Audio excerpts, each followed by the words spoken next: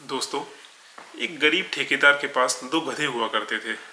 दोनों गधे बड़े मेहनती थे, बहुत मेहनत करते, पूरा सामान ढोते और गरीब ठेकेदार का घर भी उसी कमाई से चलता था। वो कुछ पैसा उनके गधों की खिलाई पिलाई में खर्च कर देता और कुछ पैसा अपने परिवार के लिए रख लेता। इसी तरह उसका जीवन यापन हो रहा था। लेकिन एक बार एक गधे के मन में चालाकी आ गई। उसको लगा कि मैं रोज़ इतना सामान ढोता हूँ, मैं क्यों ढोऊँ इतना सामान। तो उसने अगले दिन सेठ को शिकायत करी कि मुझसे अब इतना सामान नहीं उठता, मैं क्या करूं। सेठ को दया आ गई। सेठ ने कहा, यार इसका सामान नहीं उठ रहा, इससे अब ज़्यादा हो गया है सामान, तो क्या करें। तो ठेकेदार ने सोचा कि थोड़ा वजन इसका हल्का कर देते हैं। कुछ वजन उसका कम कर दिया और दूसरे गधे को लाद दिया। दूसरे गधे ने कोई शिकायत नहीं करी, उसने ऐसे ही चलने दिया। बोला ठीक है चलो मैं उठा लूँगा, कोई दिक्कत नहीं। फिर 4-5 दिन बाद चालाक गधे ने दोबारा से शिकायत करी कि मुझसे अब ये वजन भी नहीं उठता, मैं क्या करूं।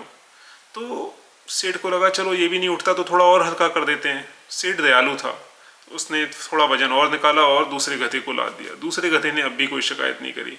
सेठ को लगा कि शायद ये ज़्यादा मजबूत है, ये झेल लेता है, दूसरा वाला कमज़ोर है, अब कमज़ोर का तो ध्यान रखना पड़ता है। तो कुछ दिन ऐसे ही निकल गए। फिर 5-7 दिन बाद उसने दोबारा शिकायत करी। इसी तरीके से वो बार बार शिकायत करता था। उसका वजन कम होता जा रहा था कि अब वजन और निकालो और निकालो। सेठ भी क्या करता, तो वजन दूसरे को लादता जाता रहता। दूसरा गधा कभी कोई शिकायत नहीं करता, वो बस चुपचाप जितना वजन आता उतना लेके चल देता कि भाई ठीक है यार ये मेरे को उठाना है। उसने कभी किसी से कोई शिकायत नहीं करी। लेकिन देखते ही देखते पूरा गधों का समुदाय जो है वो इस चालाक गधे की बड़ी तारीफ करने लगा। यार बोला ये कितना समझदार है।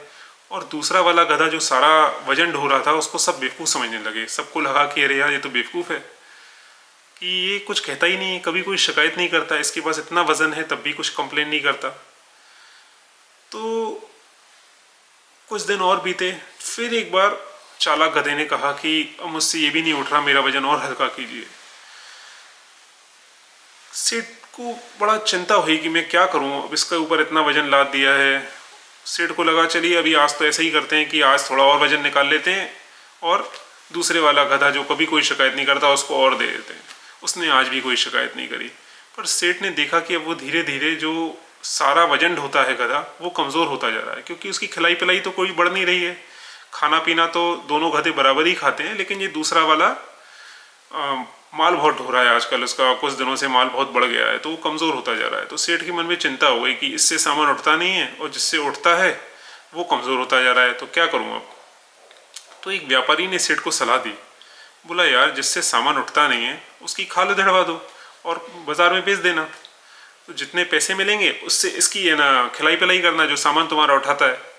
सेठ को सलाह बहुत अच्छी लगी। सेठ को लगा यार ये बात तो ठीक है, इससे मेरे पास कुछ पैसे भी आ जाएंगे और सारा सामान तो यही उठा रहा है आजकल, कुछ दिनों से ये तो मना ही करता है मुझसे उठता नहीं उठता नहीं। तो बोला इसको ये ना खाल उधड़वा देते हैं।